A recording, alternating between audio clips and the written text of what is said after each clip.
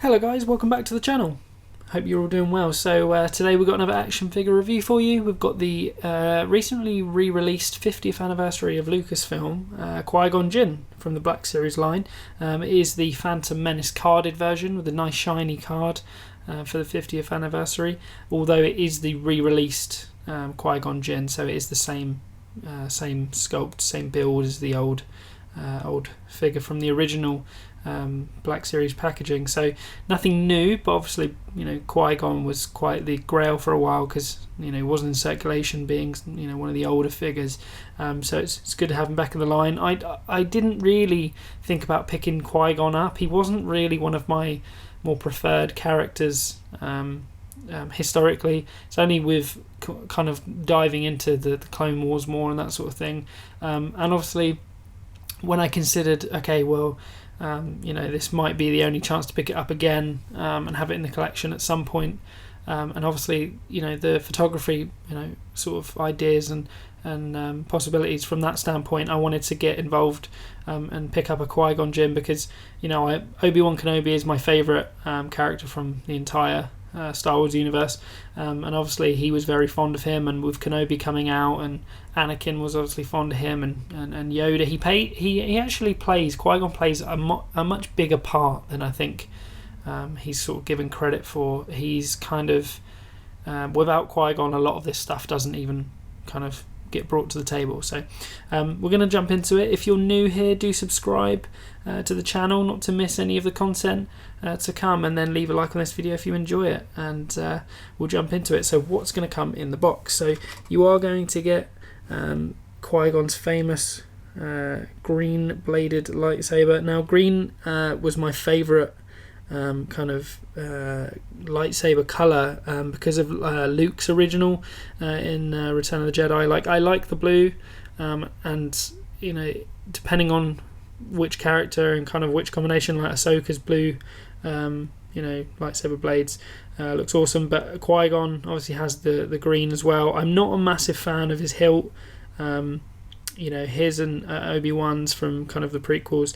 I know it's a different era, different designs, that sort of thing, so you know, that's the kind of gist there, but I prefer like Obi's newer saber hilt and Luke's saber hilt from Return of the Jedi. I kind of like that circled kind of thin stem near the top kind of hilt design, but I love the green. In terms of detaching this, it does wiggle a little bit, but I'm not sure if I can get some figures. I'm not sure if I really want to give that a tug just yet, in case I snap something. So I do think it's removable, like most things lightsaber wise on Black Series figures, but I'm not sure. In terms of it being removable, I would hope so, because the lightsaber hilt has this kind of plug that goes here onto Qui-Gon's belt, so that he can kind of hold the saber. So I would put money on the fact that this pops out, but I'm not going to try it just yet. Moving on to the design of Qui-Gon, again it's the re-release, so nothing new here. Really nice paint applications on his kind of like tunic, in terms of the detailing on you know, on his belt, and the discoloration of the kind of sandy texture of his tunic. I like that because it's kind of weathered almost, so it's not that just block cream colour, it's got some different tones in there, which is really nice. His belt accessories, again pretty standard on the Jedi build, but really nice paint applications. In terms of his head sculpt, I'm not a massive fan, for a couple of reasons that we'll get into at different parts of this video. In terms of capturing Liam Neeson's look, it's not bad, but it does, you know, it does leave some to be desired, in my opinion. In terms of his chin, in fact, if you look at the side profile is actually probably better, because you don't really pick up that you know, the features of either Liam Neeson playing Qui-Gon, or like the Clone Wars kind of references to Qui-Gon. Although like his chin is I don't remember his chin being that pointy, but maybe I'm just not remembering right. But in terms of the head sculpt, it's okay. I do think it could have been maybe updated a little bit with today's technology. The sculpted hair looks really cool. Yeah, I'm a big fan of the sculpted hair and the kind of hairstyle they've captured. However, we're going to move on to it. The articulation, it is like a hard, rubbery kind of mold, so it doesn't move very freely. It does kind of move in terms of, you can see here, if I wanted to, I could pull it back and around.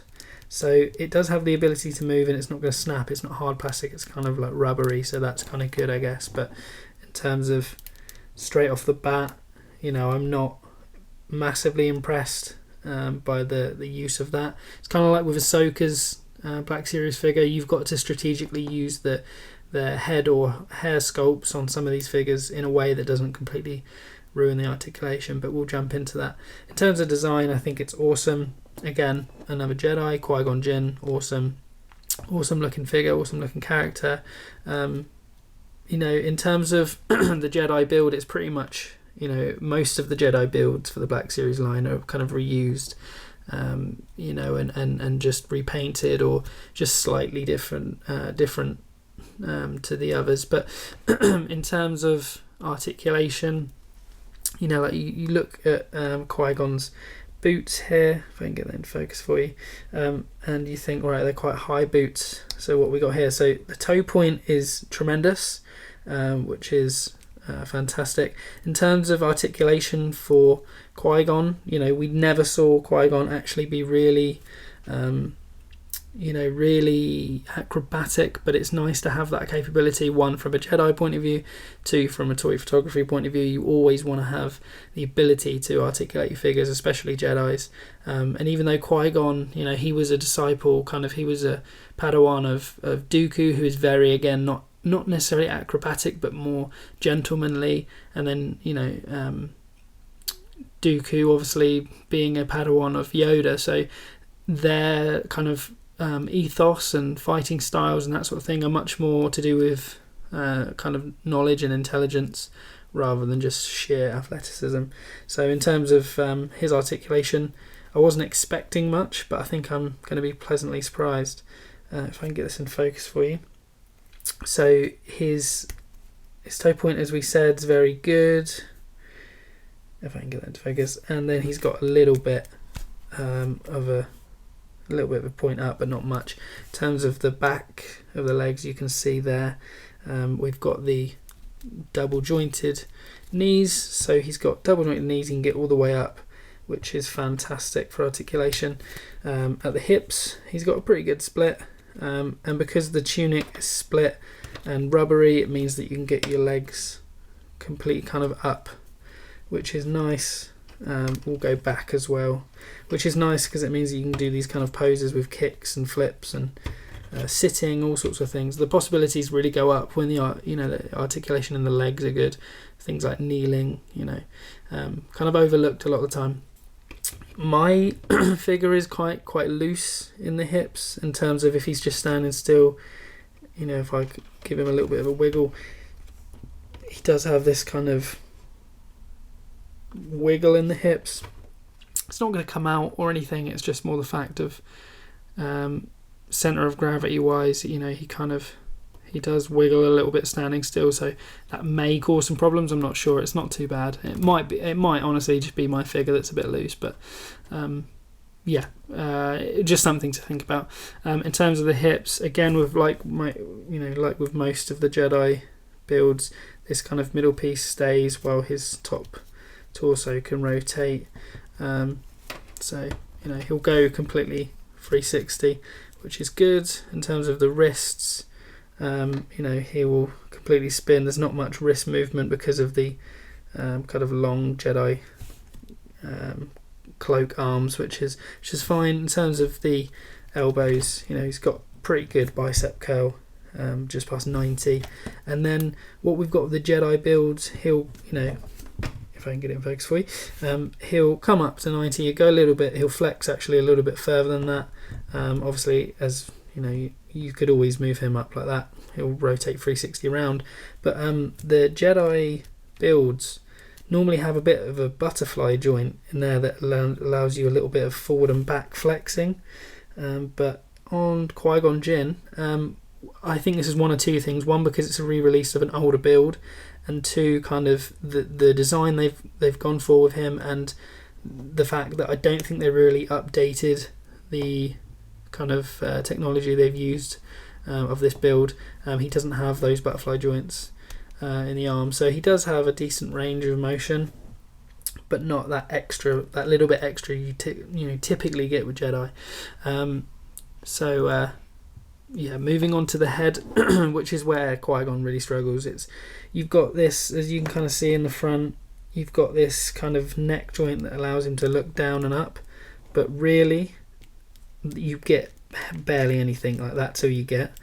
You can say that some of that's probably to do with the hair, like if like you see here, look, his chin will go to chest if I move his hair up and really bend him. So like, here's him like this, and he won't go up because of the fact that this is in the way, the back ponytail. If I can get this into focus for you. But in terms of the head, he will, if you push him, go chin to chest, and you can move his hair. And it's these kind of ponytails in the front as well that are kind of, they're harder rubber, so you can bend them into position, but those are the things that are kind of stopping him from articulating. Obviously, if you move him around, he will go 360 in terms of the joint will allow it, but you've got to kind of like manipulate his hair to kind of look over his shoulder, that sort of stuff. So it's not too bad. It's just it's a little bit awkward, but in terms of being able to have a Qui Gon Jinn, you can't have Qui Gon Jinn without the hairstyle. So they've got to incorporate that into the build somewhere. So articulation isn't terrible, all things considered, because of that, but a little bit of a strange one. I think maybe they could have eased up on the rubber, make it a little bit easier to manipulate. But obviously, as you can see, he looks awesome. It's Qui Gon Jinn. He's a Jedi Knight, so can't go wrong there.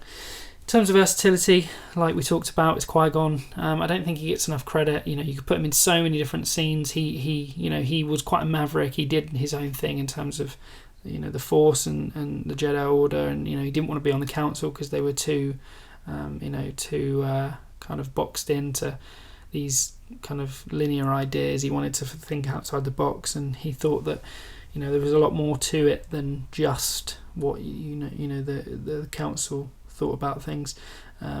So Qui-Gon was quite an interesting character. That means you can put him in a lot of different scenes. You could do some scenes of him training under Dooku before he was a Sith Lord. So you could do him with Obi-Wan, and you could do him with all sorts of things, prequel wise, and you could even kind of play around with Photoshop in your sort of toy photography sessions to kind of turn him into those kind of Force ghost sort of scenes that you get from him and Yoda when he told Yoda about Dagobah and kind of the afterlife of the Force and that sort of thing. So he is versatile in terms of shelf presence. He's got a fair bit of presence because it's Qui-Gon Jinn. He's a Jedi that we know. He's not some random kind of back character. He is quite predominant in the story. And again, like I said, he was rare for quite a long time. So this will be one that people definitely want to pick up. In terms of an overall kind of score for Qui-Gon, he's not high up on my list in terms of my favourite characters. He's not high up on my list in terms of figures I really wanted to pick up. He's kind of something that I thought strategically let me get my hands on one and see. This might be my only chance. I want to at some point have a Qui-Gon in. I want to open up some toy photography ideas and possibilities, but I'm not sure if he's a permanent sort of resident in the collection, just because he's just not, for me at least, he's just not one of my sort of predominant favourite characters. Again, with the head sculpt, I do think that there leaves some to be desired. You can tell it's Qui-Gon Jinn, don't get me wrong. It's just, I think with some of the newer sculpts and some of the old ones, but some of the newer sculpts, they've really knocked it out of the park in terms of really kind of edging further towards the likeness that we recognise from on screen, rather than just generic kind of looks like him.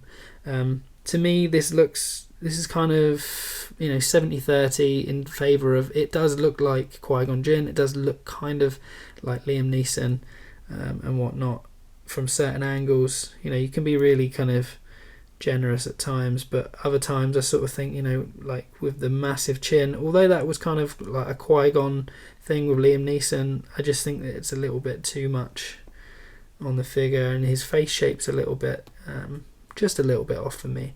I don't know, I go back and forth on it. At times he looks really good, and at times I think this is kind of why I had reservations. But yeah, I'm glad to have him in the collection at this time, at least, to, you know, take a look and see what's going on for myself. So anyway, guys, let's wrap it up with some final thoughts. In terms of you know, my overall thoughts of Qui-Gon, he's an awesome character. I just don't know if the figure is really something that I'm kind of really into. You know, again, I like the character and kind of what he has to do with the whole kind of story, and I do think, you know, he is a cool figure, but I don't think he's up there on my list of favourites. So I'm going to, you know, all things considered, with his versatility, it's not too much, because obviously we don't get to see him for very long in the Phantom Menace before he meets his demise. But you know, all things considered, in terms of articulation and stuff, he's pretty good as figures go. So I think I'm going to give Qui-Gon a 7. Yeah, I definitely think that if you want to pick him up, you should do so now. I do think that he's going to be another piece that sells out, and he's going to be very sought after, just because he's quite an obscure sort of character that we don't see all the time, but he's quite predominant in terms of, you know, a lot of people's memories. He's, you know, he's considered one of the OGs. So definitely try and pick him up now on the Phantom Menace card if you can. But that's going to do it, guys. I hope you've enjoyed this video, and I hope it was informative. Do leave a like if you enjoyed it, and subscribe to the channel. But I'm going to leave you with this, and take care, and I'll see you in the next one.